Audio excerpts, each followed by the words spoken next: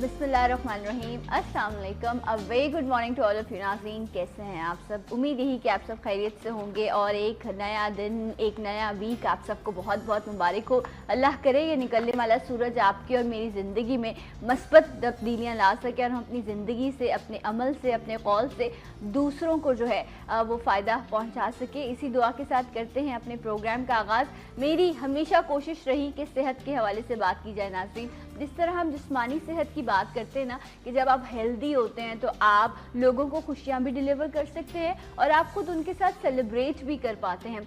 इसी तरह जिस्मानी सेहत के साथ साथ एक होती है आपकी ज़हनी सेहत, जो अगर बेहतर ना हो तो तमाम ज़िंदगी के मामला जो है वो डिस्टर्ब होने लग जाते हैं। और लेकिन हम इस चीज़ पर तवज्जो नहीं देते। अगर हम कभी बात ये करें कि किसी ज़हनी अमराज के डॉक्टर के पास आपको जाना है, किसी साइकाइट्रिस्ट के पास जाना है, किसी न्यूरोलॉजिस्ट के पास आपको जाना है, तो फ़ौरन ये बात आती है कि तुम क्या समझ रहे हो कि मेरा दिमाग ख़राब हो गया, मैं कोई पागल हो गया हूँ।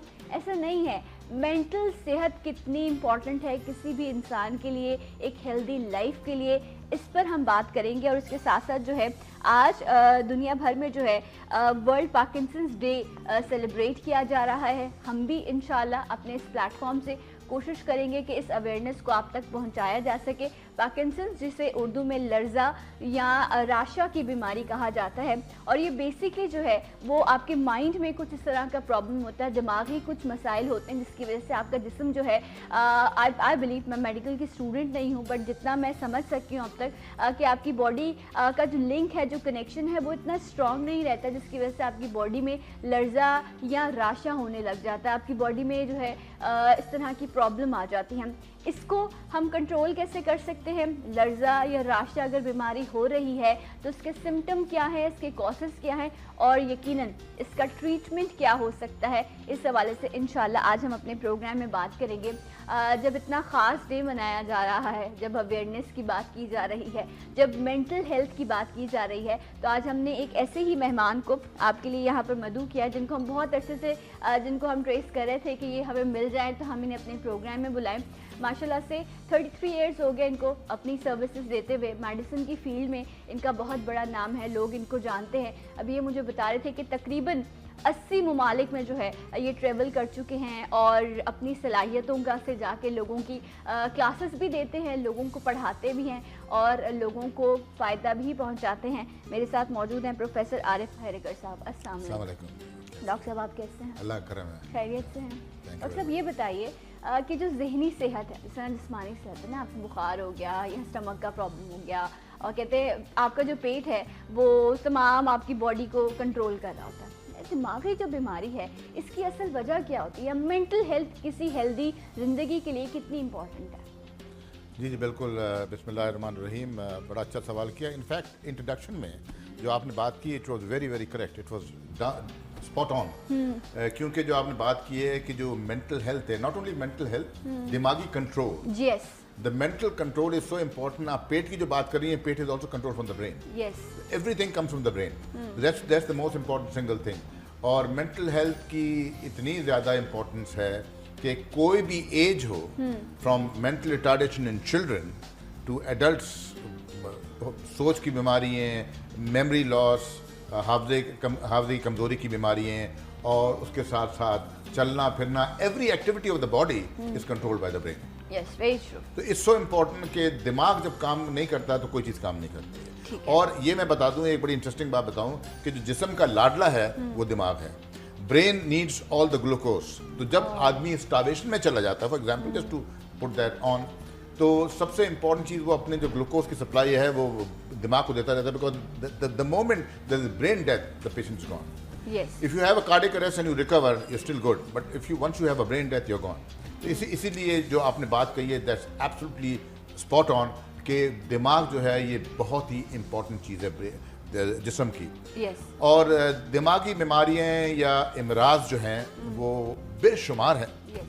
और इत्तफाक है कि आज 11 अप्रैल है और पूरे दुनिया में ग्लोबली इसको सेलिब्रेट किया जाता है या कमेमोरेट किया जाता है इसकी याद में कि जो पार्किंसन डिजीज़ डे से इसलिए कहते हैं कि जो लर्जा या रेशा की जो बीमारी है उस पर लोगों ने काम किया है। लोग जो अक्सर ये बूढ़े लोगों में होती है, 50+ में होती है। इट्स वेरी अनकॉमन कि वो 50 से नीचे में हो। अच्छा डॉक्टर साहब, sorry to cut you, but मैं ये पूछना चाहूँगी क्योंकि हर घर में बड़े मौजूद होते हैं और अच्छी बात है, उनसे बरकत भी है, लेकिन जो एक्सपीरियंस होता है ना, आप अपने नाना दादा या इनके साथ बैठो तो जब उनके जिस्म में लर्जिश होती है तो आप एक बात ये कह रहे थे कमज़ोरी की वजह से हो रहा है, शायद वीकनेस है, अगर वो डायबिटिक हैं या उनके अंदर कोई जो है क्रॉनिक डिसीज़ है या इस तरह का कोई इशू है, तो ये पॉइंट कहकर हम अपने आप को सेटिस्फाई कर लेते हैं। हम कभी भी ये नहीं चेक करते कि चलो जिस्मानी बीमारी तो है, हम इनकी मेंटल हेल्थ भी चेक करें।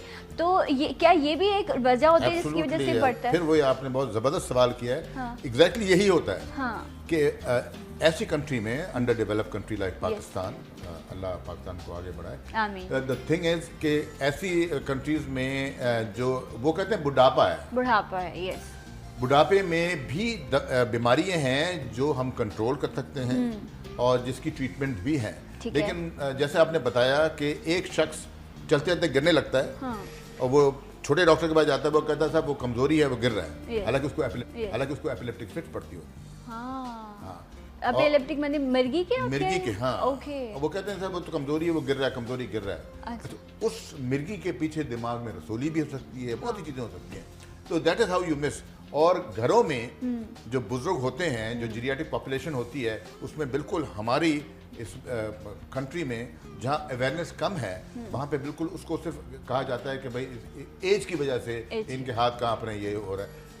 But every disease is different. Yes. तो आप बिल्कुल सही कह रही हैं कि वो जो लर्जा है वो क्यों हो रहा है, उसकी वजह क्या है, क्या हम उसको एड्रेस कर सकते हैं, क्या हम उसको ट्रीट कर सकते हैं। This is so important. अच्छा डॉक्टर साहब, कॉजेज क्या होंगी? कॉजेज देखें, बहुत सी बीमारियां हैं, almost 50% of the diseases that we know about, उसका एक्चुअली कॉज अभी तक पता नहीं चला है। अच्छा, और इसका भी नहीं पता चल सकता? इसका भी नहीं पता चला है। अगर देखें, जब कॉज का पता चलता है तो ट्रीटमेंट आ सकती है। ठीक है। अच्छा, ये 15 से 25% में तो मरूसी होती है, खानदानी। Only 15 to 25%। कोई एक टिपिकल जो एबनॉर्मल जीन्स है वो दरियाफ्त तो हो गया है, but that is of late, अभी हुआ है। तो अगर ऐसी कोई है, लेकिन फिर again even if it genetic, तो जेनेटिक का ट्रीटमेंट तो बहुत ही मुश्किल चीज़ है, आपको पता है। एक तो उम्र के साथ साथ ये होती है 50+, जब दिमाग के शरियाने हैं, न्यूरॉन जिसे हम कहते हैं, जब वो बूढ़े होने लगते हैं, उसकी कैपेसिटी कम हो जाती है। कुछ लोगों में फॉर सम रीजन और द अदर उनके जो शरियाने हैं वो बाकी लोगों से ज़्यादा खराबी की तरफ जाते हैं, या उसमें एजिंग प्रोसेस जो है वो जल्दी आ जाता है, जिसकी वजह से ये होता है। उसे हम मेडिकल टर्म में एपोप्टोसिस कहते हैं, कि डाइंग आउट ऑफ सेल्स। तो जो न्यूरॉन्स हैं, जो दिमाग के शरियाने हैं, वो इन लोगों में जिनको पार्किंसन डिजीज़ है वो कुछ जल्दी आ जाते हैं, और उसकी वजह से उसमें एक कीमियाई अज्जा होता है या एक केमिकल होता है जिसे हम डोपामीन कहते हैं, वो सेल्स के अंदर होता है और ये आपकी पूरी बॉडी को कंट्रोल करता है। ठीक है। The motor activity of the body, mental को नहीं करता, वो मोटर को करता है। और जब तक मोटर नहीं चलेगी तो फिर काम कैसे होगा? जब मोटर नहीं चलेगी तो आदमी नहीं चलेगा। तो वो जब कम हो जाता है डोपामीन, तो ऑब्वियसली उसका बैलेंस आउट हो जाता है, आदमी के चलना फिरना मुश्किल हो जाता है, जिसे हम पोस्चरल डिफिकल्टी कहते हैं। आदमी के हाथ में लर्जा आ जाता है, आदमी स्लो हो जाता है। अच्छा। जिसे हम ब्रेडिकाइनेसिया कहते हैं। चलना बहुत ऐसा चलता है, यूं करके बिल्कुल। उसकी गेट मुश्किल हो जाती है, उसकी थिंकिंग स्लो हो जाती है, उसकी स्पीच आवाज में लुकनत ही नहीं आती, बल्कि स्लोनेस आ जाती है, मोनोटनस जिसे कहते हैं स्पीच। तो ये सारी जो अलामतें हैं, this forms the complex that we call Parkinson's disease. वाह, डॉक्टर साहब ने बड़ी तफसील से इन चीज़ों को डिस्कस किया है, बट एक सवाल जो बड़ा ख़ास बनता है और जो बहुत ज़रूरी है, हर बीमारी के हवाले से हम ये जानना चाहते हैं कि हम उस तरफ बढ़ने से पहले अपने आप को कैसे रोक सकते हैं। आखिर कौन से इस तरह के प्रिकॉशन मेजर्स हैं जो हमें ले लेने चाहिए, कौन से ऐसे उसूल हैं जिनको हम अपनी ज़िंदगी में राइज करें तो हम इस तरह की बीमारियों से जो है बच सकते हैं। और ऐसा ज़रूर मौजूद है कि अगर आप बेहतर लाइफस्टाइल को अपनाते हैं तो चीज़ें डिफरेंट हो जाती हैं, चेंज हो जाती हैं। डॉक्टर साहब, आपने अभी ग्लूकोज की बात की थी। बच्चे जब कहते हैं कि यंग एज में होते हैं या उनका बचपना होता है, तो हम उनको डिफरेंट फॉर्म में ग्लूकोज दे रहे होते हैं। आप कहते हैं उनको मीठा ज़्यादा दो ताकि उनकी ब्रेन एक्टिविटी जो है वो ज़्यादा बढ़ जाए, बट एक सर्टन एज में आके हम ग्लूकोज मतलब मीठा खाना छोड़ देते हैं। क्या ये जो, अगर मैं डायबिटिक पेशेंट की बात करूँ तो उनको तो हम बिल्कुल ही कड़वी चीज़ें देना शुरू कर देते हैं, बिल्कुल उनकी जो है मीठा उनके लिए रोक देते हैं, तो क्या ये तमाम चीज़ें भी ब्रेन पर असरअंदाज होती हैं कि आपने ग्लूकोज का इंटेक ख़त्म कर दिया है? नहीं, अगर आपने इंटेक खत्म कर दिया, हाँ। लेकिन जिस्म में आपके फैट तो है, हाँ। तो कन्वर्जन तो होता है ना। Okay. You still have a supply of glucose even if the intake is low. और आप बिल्कुल सही कह रही हैं, जो न्यूरॉन्स हैं, जो शरियाने हैं, जो सेल्स हैं दिमाग के, उनको दो इंपॉर्टेंट चीज़ों की ज़रूरत पड़ती है, एक ऑक्सीजन, एक ग्लूकोज। ठीक है। कंसिस्टेंट ग्लूकोज की सप्लाई नहीं मिलेगी तो दिमाग जो है सोने लग जाता है। Okay. Becomes apathetic, it becomes very slow, उसकी जो आउटपुट कम हो जाती है, उसकी परफॉर्मेंस कम हो जाती है। That is exactly what happen. तो आप बिल्कुल सही कहती हैं, glucose intake is very important, लेकिन आप ये भी कर सकते हैं कि आप ग्लूकोज लें और आप एक्टिव हो जाएं। कभी कभी अक्सर आप स्लो डाउन होने लगते हैं एकदम से, तो कोई आपको कहता है थोड़ा सा मीठा खा लो, चॉकलेट खा लो, या आप लेमनेड पी लो, या ऐसी कोई चीज़, और इंस्टेंट एनर्जी मिलती है आपको इन चीज़ों के लिए। बट द पॉइंट इज कि आपकी चॉइस ऑफ फूड या चॉइस ऑफ ग्लूकोज क्या होना चाहिए जो आपकी बॉडी में जाकर आपके माइंड को हेल्दी करे, बनस्बत इसके कि आपकी बॉडी पर फैट बढ़ाए। डॉक्टर साहब, क्या चॉइस होनी चाहिए? देखिए, 3 कंपोनेंट्स होते हैं खाने के, प्रोटीन, फैट एंड ग्लूकोज। तो आपस में they interact with each other. अब आपस में वो कन्वर्ट होते हैं, वो मेटाबोलाइज होते हैं। अगर एक की कमी हो जाए तो दूसरा उसको कवर अप कर लेता है। तो इस तरह का है। खास मिकदार जो है वो तो खैर फिर कैलोरीज में चले जाएंगे। That's called calories. कैलोरीज में 1500 से लेके अबाउट 2000 कैलोरीज एक एवरेज हेल्दी इंडिविजुअल की जरूरत पड़ती है। जैसे आदमी की उम्र बढ़ती रहती है, उसकी कैलोरिक वैल्यूज इसलिए कम हो जाती हैं बिकॉज उसकी आउटपुट कम हो जाती है, उसकी परफॉर्मेंस, उसकी नीड कम हो जाती है। That's the most important thing. तो for every age a child will have a different caloric intake and adult will have a different.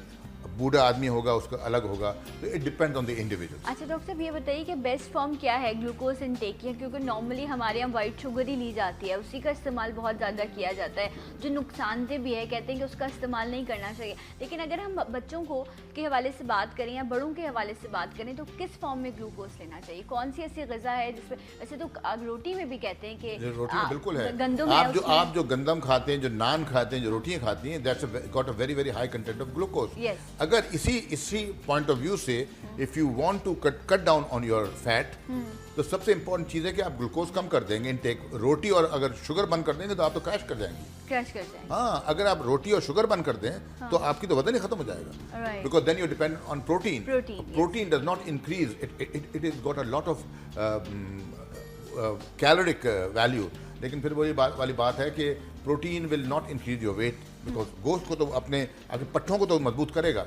तो that's how you do it actually. Okay. अच्छा doctor साहब, ये कह रहे हैं कि अगर आपको किसी भी एज, वैसे उन्होंने कहा कि 50+ पर जाकर जो है या आपको बॉडी में लर्जा या इस तरह की का पहाड़ या इस तरह की चीज़ें शुरू हो जाती हैं, तो यकीनन इसके लिए कुछ टेस्ट होंगे जो कर जाते होंगे। लेकिन डॉक्टर साहब, क्या मुझे बताएं, अक्सर कोई ऐसा इंसिडेंट होता है, कोई एक्सीडेंट होता है, कोई ट्रॉमा होता है, जिसके बाद लोग जो हैं इस तरह की कंडीशन में चले जाते हैं कि उनका एक बॉडी पार्ट जो है उस पर उसका अफेक्ट होता है और उसमें लर्जा सा आ जाता है।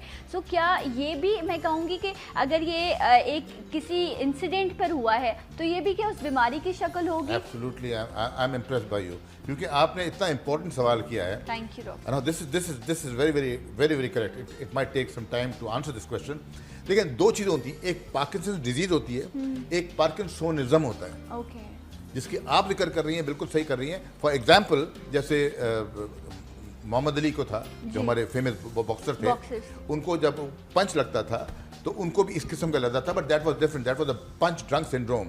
वो थोड़ा डिफरेंट था, वो ट्रॉमा से हुआ था। अच्छा, ट्रॉमा से हो या किसी इवेंट से हो या किसी और बीमारी की शक्ल में हो या दवाइयों के असरात से हो, that's called Parkinson's disease. It's not, that's called parkinsonism. It's not Parkinson's disease. Parkinson's disease वो है जिसकी वजह नहीं है। अच्छा, it's an idiopathic disorder, occurring in patient 60+, rarely under that age, and बिल्कुल सही आपने कहा, चोट के बाद जो होगा वो ट्रॉमा से होगा, वो it's a different disease, it's not a disease। अच्छा देखें, जो चोट के बाद होगा। आइए चलते हैं प्रोग्राम के बाकी हिस्से की जानिब। वो तो बहुत सी चीज़ों में एंग्जाइटी में बढ़ जाता है, Anxiety। दवाइयों के साथ बढ़ जाता है, दवाइयों के साइड इफेक्ट बढ़ जाता है, आर्ट्रोजेनिक कहते हैं। तो बहुत सी ऐसी वजूहत हैं, खाने की कमी से बढ़ जाता है। अच्छा। हाँ ऑफ कोर्स, आप अगर खाना कम खाएंगी तो ऑब्वियसली आपके बॉडी में ग्लूकोज सप्लाई नहीं होगी, आपके हाथ कांपने लगेंगे, आपकी एंग्जाइटी बढ़ जाएगी। और तो ये लोग जो खवातीन डाइटिंग पे रहती हैं, फिर उनके साथ ये प्रॉब्लम हो सकता क्या है? होता है, वो they are not that active. अच्छा, लेकिन अगर हाथों में एकदम से वो ऐसा होता है ना, अक्सर आप इतना आपने डाइट किया, इतनी आपने जो है अपने आप को खुराक से दूर रखा कि आपके बॉडी में जो है वो बिल्कुल, शिवरिंग तो आपको एंग्जाइटी हो जाएगी, और एंग्जाइटी इंड्यूस्ड ट्रेमर्स तो बहुत से होते हैं। ओके। ऑब्वियसली आपका वो हल्का होता है, बिल्कुल हल्का से वो ट्रेमर होते हैं, दे आर ट्रीटेबल ऑब्वियसली। उसकी ट्रीटमेंट भी हैं, आप खाना वापस खा लें, ग्लूकोज की लेवल को बेहतर करें, डाइट को बेहतर करें। प्लस मैं ये बात भी करना चाहता हूँ, पार्किंसन डिजीज पेशेंट्स में diet is very very important. उनको एक ख़ास डाइट दें जिसमें कैलोरीज अच्छी खासी हों, ताकि he can keep himself active. अच्छा, क्या क्या होना चाहिए उनकी डाइट में? अगर आपसे मैं मेन चीज़ें पूछूं कि इनका इंटेक इनके लिए लाजमी है। हाँ, प्रोटीनिश डाइट होना चाहिए, that is the healthy diet of course. And frequent intervals पे डाइट दिया करें उनको, और उनकी इलेक्ट्रोलाइट्स, बाकी चीज़ें जो हैं उनकी जो जितने और टेस्ट हैं, लेबोरेटरी टेस्ट, इलेक्ट्रोलाइट्स वगैरह या लिवर को, everything has to be monitored. Okay, that's the basic thing. तो राइट। क्योंकि बहुत सी चीज़ें हैं, बिकॉज देखें जहाँ आप वैसे कुछ नहीं कर सकते, एटलीस्ट ग्लोबली उस शख्स पे और चीज़ों को और पैरामीटर्स को तो आप एटलीस्ट हैंडल कर सकते हैं। राइट। डॉक्टर साहब ये कह रहे हैं, और आज के खास दिन के हवाले से अवेयरनेस भी है कि एक ऐसी बीमारी है जो जब बढ़ती रहती है तो ये इस लेवल पर आ जाती है कि इंसान जो है वो सोशली अपने आप को जो है इतना एक्टिव महसूस नहीं करता, वो आइसोलेट हो जाता है। और अगर वो शख्स जो काम कर रहा है, जिस पर जिम्मेदारी है कि उसने अपने घर को भी संभालना है, वो आपका फाइनेंसर है उस घर का, और अगर उसके साथ खुदा ना खास्ता ये प्रॉब्लम हो जाती है, अब तो माशाल्लाह हमारे घर के जो बड़े होते हैं वो एक एज तक माशाल्लाह काम कर रहे होते हैं, बल्कि उनकी कोशिश यही होती है कि जब तक अल्लाह उनको ज़िंदगी सलामत दे वो काम कर रहे होते हैं। लेकिन अगर इस तरह की प्रॉब्लम हो जाएगी तो फिर पहले तो आप लोगों से कटना शुरू होते हैं, उसके बाद फिर आपका काम ख़राब हो जाता है। तो जब मर्दों में या ख़वातीन में, किन में ये प्रॉब्लम ज़्यादा है? मर्दों में बहुत ज़्यादा है। अच्छा। मर्दों में ये वाला मर्दों में ज़्यादा है। और यहाँ पर अच्छी एक आपने पॉइंट रेस किया है। अच्छा, hearing is also very important. जैसे आपकी उम्र बढ़ती है ना, हाँ। तो आपका जो कुव्वत होती है सुनने की वो कम हो जाती है। तो लोग हमसे आके सवाल करते हैं, साहब कि क्या अगर किसी ने इनको हियरिंग एड रेकमेंड किया हम दें, वो इतना इंपॉर्टेंट है। You know, hearing aid is important in socialization. Very true. अगर आपको कोई आवाज़ नहीं आ रही होगी तो आप अपने आप को अकेला समझेंगे ना। जब आपको शोर आएगा तो you will be more active, you will be more in contact with the surroundings. Exactly. And that is a part of socialization. बिल्कुल। और अगर मैं आपसे बात कर रही हूँ और आप रिएक्ट ही नहीं कर रहे, या आप सुन ही नहीं रहे, या आप बार बार मुझे कह रहे हैं कि आप क्या कह रहे हैं, तो मैं भी ये समझूंगी कि शायद मुझे इंपॉर्टेंस नहीं दे रहा, या एक टाइम पर आकर फिर मैं भी आपको वो इंपॉर्टेंस देना Exactly. छोड़ So hearing aid would be a part of socializing the patient. Okay. Hearing बेहतर हो जाएगी तो he will be in contact with the अच्छा, environment. ये जो हम जिस बीमारी का जिक्र कर रहे हैं राशा की, इसमें हियरिंग प्रॉब्लम होता है लोगों नहीं, को? देखिए ना, एज के साथ तो होता है, आंखें भी happens in the later ages. Yes. और obviously it could be part. और दूसरी बात यह है कि पेशाब का कंट्रोल, पाखाने control, all these are non motor symptoms of Parkinson disease, उनको भी कंट्रोल करना पड़ता है। तो ग्लोबली एक शख्स को ग्लोबली ना सिर्फ राशि को ट्रीट करना है, ना सिर्फ उसकी अकड़ाहट को ट्रीट करना है, ना सिर्फ उसकी कमजोरी को ट्रीट करना है, there are other parameters that also need to be addressed. Okay. That's so important कि उनकी हियरिंग, उनका देखना, ठीक है ना, उनकी सोशलाइजेशन, उनकी डिप्रेशन, यू नो, तो it's a very global programme. Okay. अच्छा डॉक्टर साहब, जब मुझे ये बताएं कि जब मैं अपने माइंड, जो मेरा माइंड है वो मेरी बॉडी को कंट्रोल ही नहीं कर पा रहा, तो बेसिकली ये जो हार्ट है ये आपका पंपिंग स्टेशन है, जिससे थ्रू आउट योर बॉडी आपके एंड तक, आपके टो तक जो है वो ब्लड सप्लाई हो रहा होता है। और जितने अच्छे से ब्लड सप्लाई होता है उतनी खुशी होती है आपकी ज़िंदगी में। ये बड़ी ख़ास चीज़ है जो हम लोग जिसको समझते नहीं हैं, मानते ही नहीं हैं। और कहते हैं योगा आप करें, वो बड़ी अच्छी चीज़ है, जिससे आपको ऑक्सीजन मिलती है, आपका माइंड फ्रेश होता है। और इसी तरह ये इस पंपिंग स्टेशन को भी आपको बड़ा अच्छा रखना पड़ता है। लेकिन जब कंट्रोल ही नहीं होगा तो फिर क्या पंपिंग स्टेशन बेहतर काम कर सकेगा? वो ब्लड सप्लाई हो सकेगी? नहीं, वो कॉम्प्रोमाइज होगा डेफिनेटली, ऑब्वियसली वो भी कॉम्प्रोमाइज होगा। हाँ। फिर बात वही आ जाती है कि this is a disease of the aged. Yes. तो when everything is ageing, the heart is also part of the human body, it is also ageing. तो एक कॉम्प्लेक्स सिचुएशन आ गई है मोटर की, तो हार्ट भी कॉम्प्रोमाइज हो जाएगा, वो भी अंडर प्रेशर काम करेगा, वो भी it won't have a normal you know way of supply and other thing. तो इट्स एवरीथिंग इज इन्वॉल्व। अच्छा डॉक्टर साहब, आपने अगर मैं इस पर ट्रीटमेंट पर आऊँ तो आपने का एक खास मेडिसिन का आपने नाम लिया, जिक्र किया। मैं कहूँगी कि प्लीज़ अगर ऐसा है तो ये ना हो कि आप उस मेडिसिन का इस्तेमाल शुरू कर दें। डेफिनेटली डॉक्टर साहब ने कहा क्लिनिकली इसका डायग्नोसिस मौजूद है, आप अच्छे किसी डॉक्टर के पास जाएंगे। Neuro physicians, yes, neuro physician, हमारी जीपीज़ की भी जिम्मेदारी बनती है कि वो खुद ही बस मेडिसिन दे देते हैं। उनकी भी जिम्मेदारी बनती है कि अगर उनको लगता है कि नहीं चीज़ संभल पा रही तो वो रेकमेंड करें कि आपने न्यूरो फिजिशियन के पास जाना है या आपने किसी और डॉक्टर के पास जाना है। ये जो रेफरेंस सिस्टम है ना, ये हमारे मुल्क में नहीं है, दूसरे ममालिक में मौजूद है, इसलिए लोगों का डायग्नोसिस बड़ी जल्दी हो जाता है। डॉक्टर साहब, हमारे यहाँ I am so sorry but GPs जो है ना वो भी पेशेंट की बीमारी को बिगाड़ते हैं। We need to address the young doctors sitting in the peripheries. We need to address उन लोगों को हमको एड्रेस करना चाहिए जो who see the patient first. Yes. और बिल्कुल आप सही कह रही हैं कि अगर एक शख्स को, जो डोपामीन की मैं बात कर रहा था, dopamine is a specific treatment for Parkinson disease. अगर एक शख्स के पास एक पेशेंट जाता है, एज ज़्यादा होती है, उसको कपकपात या राशा होता है which is not Parkinson disease, और वो उसको डोपामीन दे देता है, तो उसकी बहुत ख़तरनाक अलामतें भी हैं। ये क्योंकि डोपामीन तो पार्ट ऑफ द बॉडी है। अगर डोपामीन की ज़रूरत नहीं होगी और आप दे देंगे तो फिर तो बड़ी कॉम्प्लिकेशन हो जाएंगी। तो you have to be very sure, I totally agree with you कि डॉक्टर, यंग डॉक्टर को चाहिए कि वो मखसूस नॉलेज से रुजू करें। Who is supposed to be a neurologist?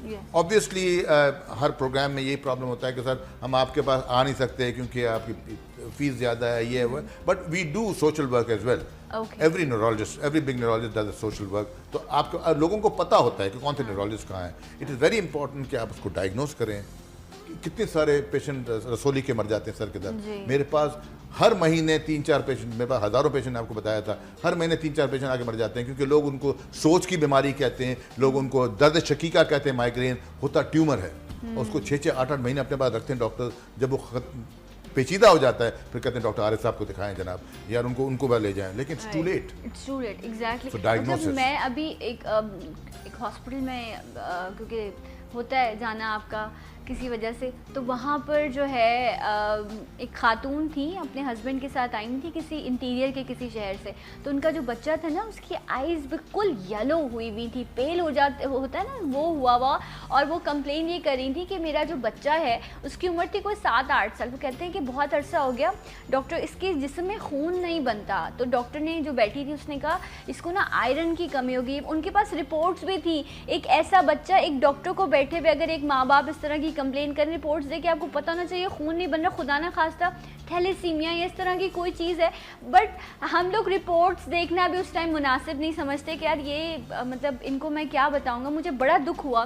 मैंने कहा एक इतने अच्छे हॉस्पिटल में आप बैठे हुए, आप पेशेंट को इस तरह डील कर रहे हैं, तो डॉक्टर्स की भी जहाँ इस तरह के लोग अपनी जिम्मेदारियाँ निभा रहे हैं, हर शख्स जो जहाँ पर भी बैठा है उसको अपनी जिम्मेदारी निभानी चाहिए, क्योंकि एक इंसान की भी अगर ज़िंदगी बचती है तो ये बड़ा बेहतर अमल होगा आपकी तरफ से। एक ब्रेक के बाद आपको ज्वाइन करेंगे सलाम पाकिस्तान में।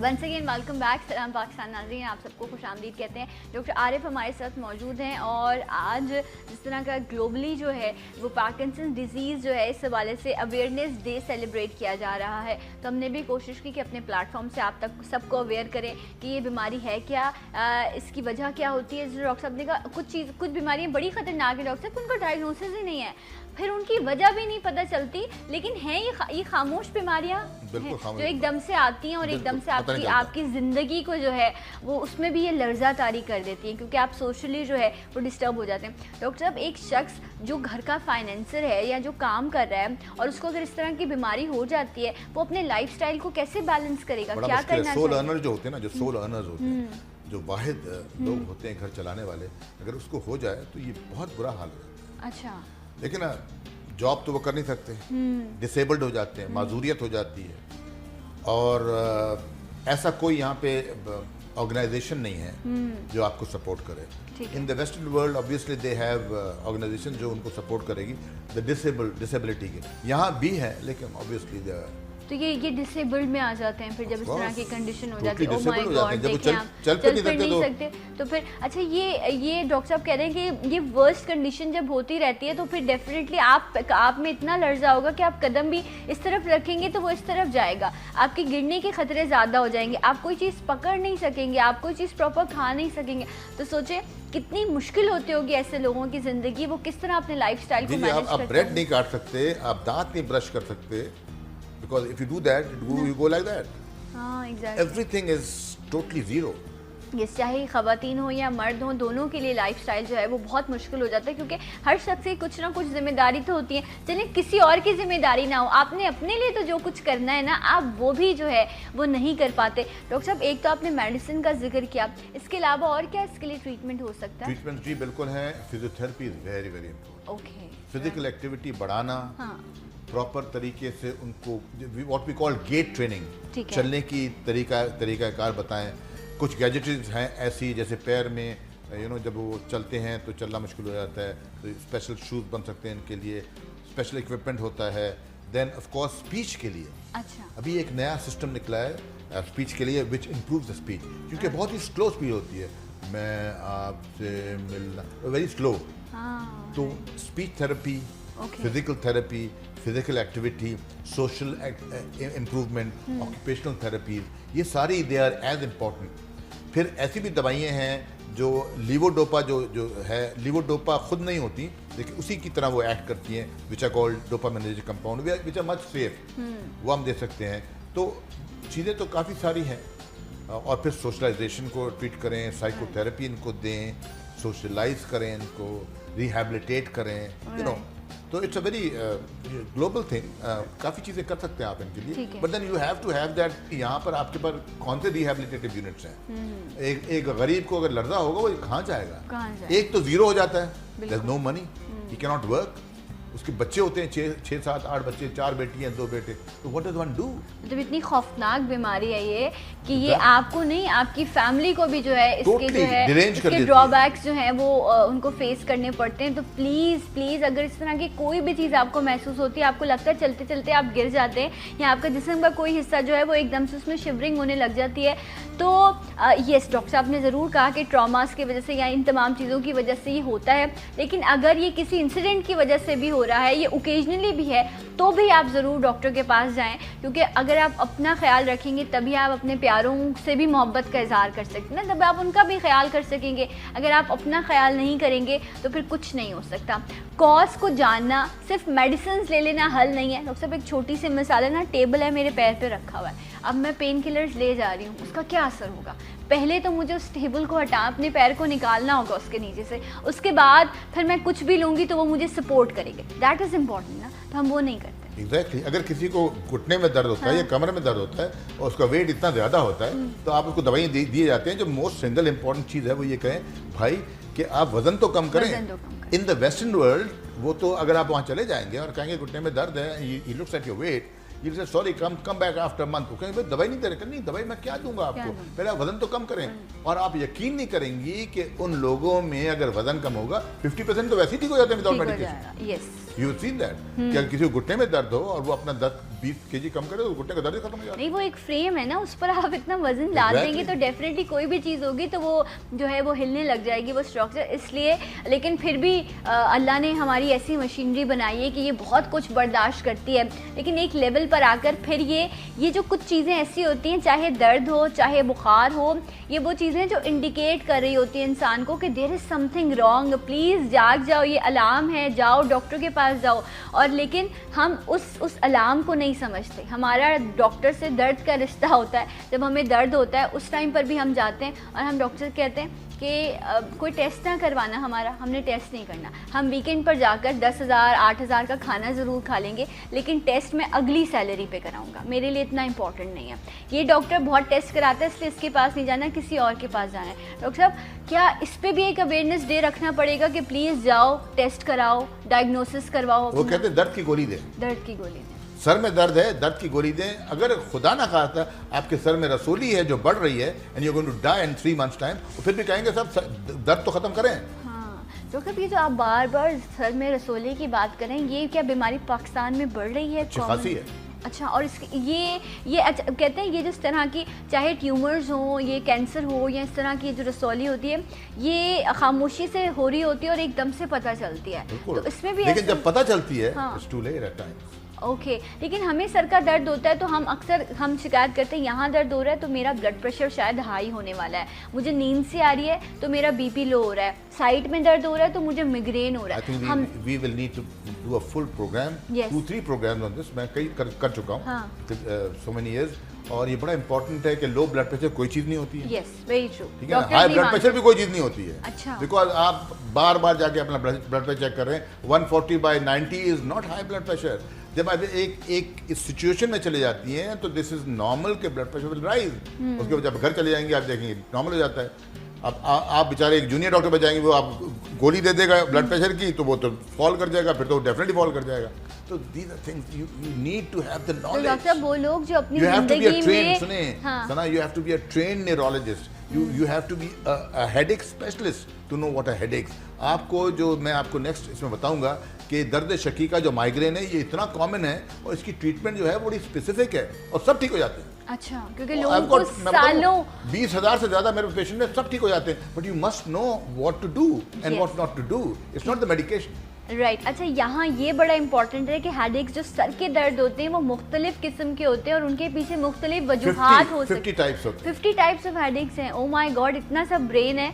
और वो खैर ये जो है वो सब कहते हैं कि जो आपका दिमाग जो है आपका रब का दिया हुआ तोहफा है जो सारे डिसीजन मेकर है, लेकिन brains, your mind, heart and your stomach, is it right? ये जब नई तहकीक आई है कि ये 3 दिमाग हो गए हमारी बॉडी के अंदर, है ऐसा ही है? Okay very nice. क्योंकि जो लोग कहते हैं कि नहीं दिल सिर्फ पंपिंग स्टेशन है, मुझे ऐसा लगता है नहीं, क्योंकि इससे इतने फैसले किए हैं ज़िंदगी में, चाहे बाद में भुगतना भी पड़े, लेकिन एक इंसान को मुतमईन होता है कि यार मैंने जो किया अपने दिल से फैसला किया। तो यस, अब तो ये साइंस भी मानने लगी, वरना एक टाइम पर ये लोग कहते थे कि नहीं ये सिर्फ एक पंपिंग स्टेशन है। डॉक्टर साहब, क्योंकि लास्ट मिनट्स होंगे हमारे पास, मुझे ये बता दीजिए कि मेंटल हेल्थ को या दिमाग को बेहतर और उसकी नशोनुमा को बेहतर रखने के लिए, उसकी वर्किंग स्टाइल को बेहतर रखने के लिए बच्चों और बड़ों को क्या करना चाहिए कि आपकी मेंटल हेल्थ ठीक रहे?